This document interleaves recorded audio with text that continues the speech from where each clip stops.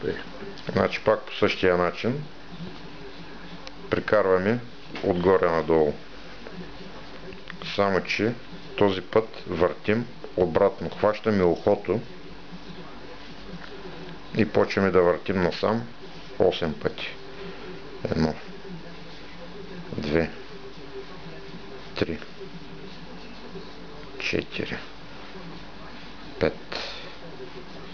6, 7, 8. След като сме готови с тия 8 пъти, почваме да въртим напред 5. 1, 2, 3, 4, 5. И пак минаваме по същия начин. Отгоре надолу.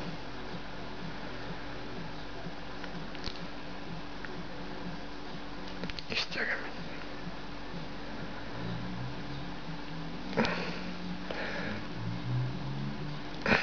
Ето фаза.